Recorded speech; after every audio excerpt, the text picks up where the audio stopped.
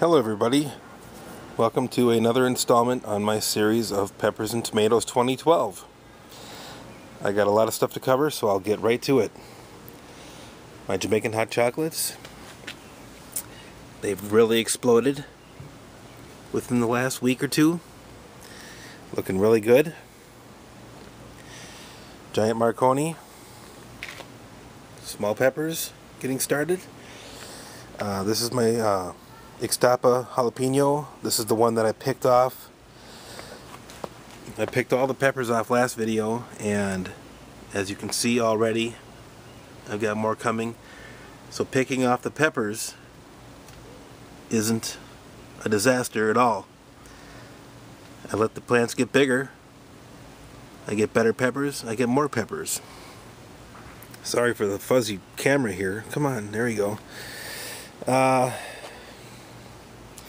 I'm sorry, the first one was red Marconi, not giant Marconi. This is giant Marconi here. Looking good. Anaheim chili, looking great. Spectacular. You can already see peppers. These peppers grow very fast. Very nice.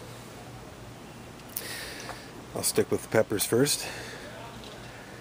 My purple beauties. Don't see any, there's some small peppers in there, but you know, I've had to pick out flowers and stuff in the beginning to get these plants looking strong. All of my pepper plants right now, I'm satisfied with how they look, and that means that I can now let them go. I can let them produce. Now on to my tomatoes. Tomatoes are all flowering. Looking really good. I've sort of got mixed up on where I put which kind where. But these I'm not sure about. These are the black trifle or trifle, T-R-I-F-E-L-E, black trifle. I don't know if that's the right way to pronounce it, but. And then we've got my first prize here, flower clusters. Flower clusters. Everything is looking really good. Nice and full. Last video I was saying about removing the bottom leaves to keep it away from the soil, prevent disease, and removing the suckers, as you recall. And this is one of those suckers that I was referring to. And I had one person comment on a video of mine and say that there's a controversy about whether or not to remove the suckers. And everything that I've ever read about tomatoes says to remove the suckers, but here's one thing I want to show you real quick. I removed the lower suckers down here, but there's one sucker looking thing right below the first flower cluster, and I leave those. I don't think that this would be thought of as an actual sucker here, because this flower cluster comes up and then the plant kind of fizzles out. It's got another flower cluster up here. In other words, it needs another avenue to grow. So I leave that flower cluster, that branch, I don't want to call it a sucker, I leave the branch between the leaf and the main stem that was. I leave that one, and I have done that in the past. I have a question then. Well, first of all, I have a statement to make. It's a disclaimer, and my disclaimer is this. First of all, I'm not an expert. I'm not a tomato growing expert. I'm merely relaying to you my observations and what I've learned. And people may comment and say that I'm doing something wrong, like the sucker thing, which is fine. I am all for that. I'm still ready and willing to learn, and I love learning, and that means that if somebody's got something to teach me, I'm very glad about that. So my question now is, what do we think about suckers? Anybody out there have any ideas on suckers? Everything I've read says take off the bottom suckers. Now, here's another part of my disclaimer. I live in the upper Midwest and I have a very short growing season comparatively. It's between 4 and 5 months. And I'm thinking to myself, well, if I lived in a place like Florida, I could probably leave the suckers on because there's a longer growing season. And if there's a longer growing season, the suckers may actually prove to be a benefit. So my advice may not be perfect for every part of the world, every region.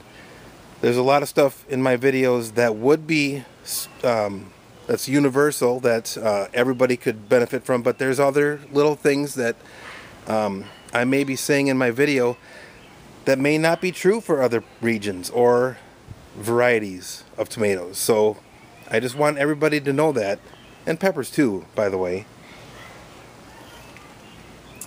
Let's see here. Yeah, I just want to reiterate, I'm open to any criticism, and if you do want to criticize or give me a thumbs down, just tell me why. I think we'd all benefit from learning from what's going on. Okay, on to the next thing. I have watered probably 4 times. We've had so much rain that I've only had to water 4 times since I've planted these. And the first time was just plain water. I used my soaker hose, which I still have to hook back up in here. The temperatures have been in the 90s now, and it's been really hot during the day and bright sunshine, and even these leaves wilt during the day. That's how hot it is. And plus I'm in a little microclimate here, which 90-degree day might even be higher in temperature than 90. So the second time I watered, I chemically fertilized. I've only used my chemical fertilizer once so far. Today is, I don't know what the date is, but it's like almost the end of June. And the second time I watered, I used fish emulsion. Or third time I watered, I used fish emulsion. And I got a little story about that. I used fish emulsion in this box along with the other plants, and I came out the next day and there was a hole dug right down in there.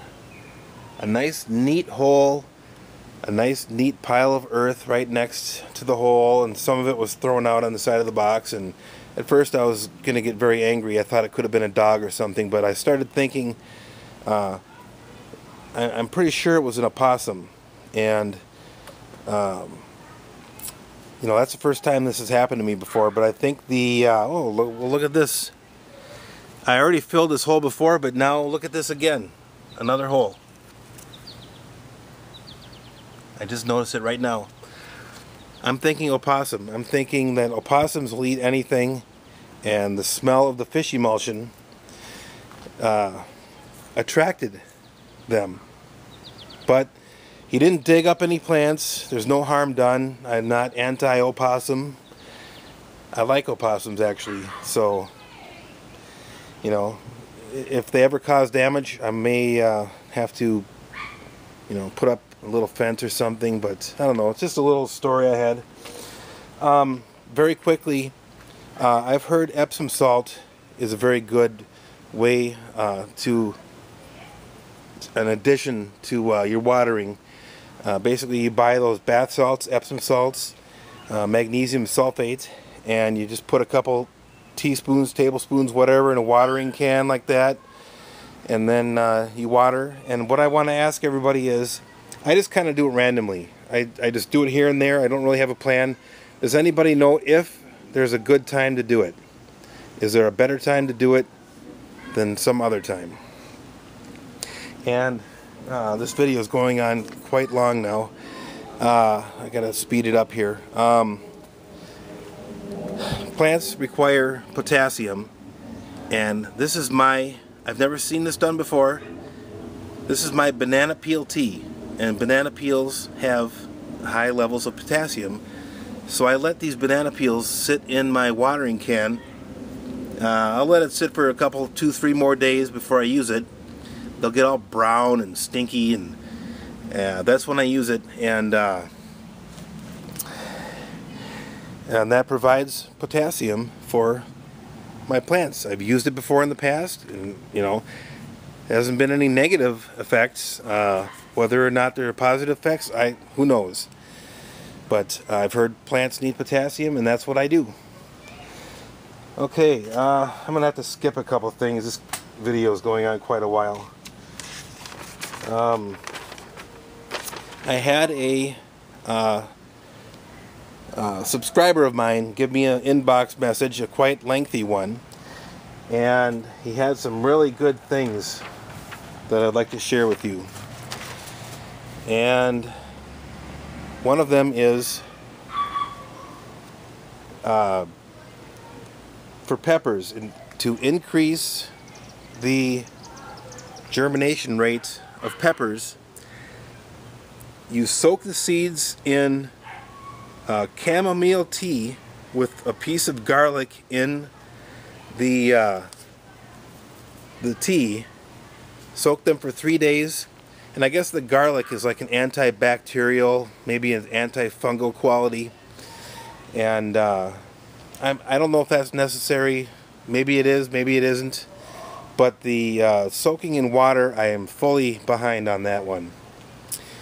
Now I got something really cool. If you're growing a whole bunch of peppers, like a whole bunch of different varieties, and you collect the seeds of those peppers, there's a chance that those peppers are, there's a possibility they could be hybrids. Not true to the strain, if you know what I mean. And here's the cool thing that I want to show you. Maybe another video I'll actually do it, but I just want to describe it. This unopened flower right here, this is my Anaheim. Unopened. You open it up. See what I'm doing here? You open it up. You take a little brush, or maybe like a Q-tip or something, you stick it in there. Then, on a different plant, you find another flower like this, and you put that Q-tip in there, or the brush, whatever it is, and that's how you get pure seed. And so what I'm saying is, you take pollen from this unopened flower, but it's almost open. It's to the point where it's going to open any time now. Take the pollen out of there, put it into another unopened flower, you break it open, then you mark them, and it would be on a different plant, by the way. You mark them, and that's your pure seed. You know you've pollinated them with pure pollen. And I thought that was really cool, and it makes perfect sense to me. This guy's name is Marcus, and he's from Germany. And he also criticized my separation method, saying that it can set your plants behind, but it's like I'm saying, different places, different situations call for different things. And what I'm trying to do here is show people how to do things the cheapest way possible with the least amount of space taken up. And so in that way I stand behind my separation method. If I had a giant basement, if I had a giant yard, I would not do that. I would not do the separation method. I would grow each one individually. I would have a huge spread, a huge layout. I'd have a bunch of lights and all that, but I'm not able to accommodate for that. So again, my video series is basically one to for people who have limited space and limited money, and that's all I have to say on that. And then there's one more thing. There was some talk about having a dark period in that light box. I was thinking to myself, and it worked for me. I had the lights on 24 hours. Somebody said, well, several people said, and this Marcus said, you can have a 6 to 8 hour dark period every day, and that actually improves, it actually helps things along. And you know what? Even if it isn't true, even if that isn't true, but I mean, if it doesn't affect the growth, I'm saving electricity. So next year, that's what I'm going to do. I am going to turn off that light for 6 to 8 hours a day, and we'll see what happens. It'll be an experiment. I believe it, though. I do believe that that's probably the truth. So for those of you out there, I used to run it for 24 hours, my light box, and I'm going to turn it off for 6 to 8 hours every day next year. And I have no doubt that everything will be just fine. Okay, that was it for the peppers. Now it's time for the religion corner. I know you love it. And here's my religion corner for today.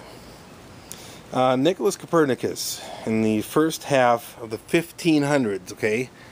The 1500s, proposed that the Earth was not stationary at the center of the universe.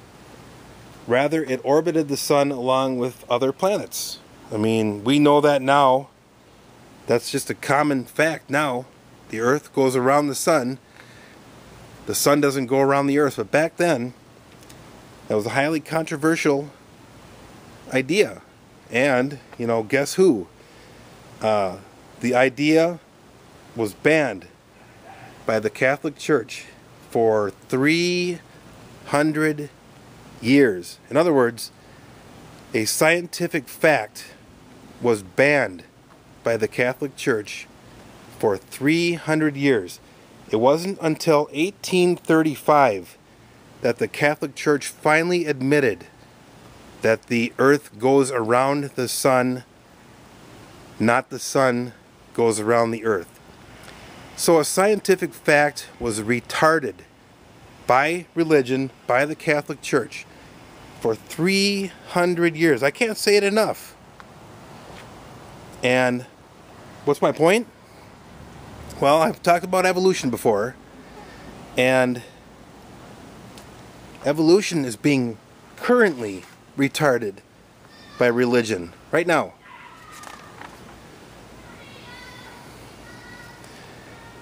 It's the same exact thing. One day, evolution will be accepted by everybody, just like everybody accepts that the Earth, well, maybe almost everybody accepts that the Earth goes around the sun. And the Catholic Church is a retarding factor. Religion is a retarding factor to science. That's my point. Okay, so now I would like to direct your attention to a website, one of my favorites. It's not a website, it's a channel on YouTube. It's Evolution Documentary. I highly recommend it. It's one of my favorites. It's got a lot of good stuff on there. Evolution Documentary, you've got to check it out on YouTube. Highly recommend it. The last thing is a quote. This is a quote from a man named Bertrand Russell, who died in 1970. I think he was born in like 1873 or something like that. And here's the quote. Religion is based, I think, primarily and mainly upon fear. It is partly the terror of the unknown, and partly, as I have said, the wish to feel that you have a kind of elder brother who will stand by you in all your troubles and disputes. Fear is the basis of the whole thing. Fear of the mysterious, fear of defeat, fear of death, Fear is the parent of cruelty, and therefore is no wonder if cruelty and religion have gone hand in hand. And I couldn't agree more. I believe people are religious not out of love, but out of fear. That's all. Have a wonderful week. Have a wonderful 4th of July. And I will see you next video.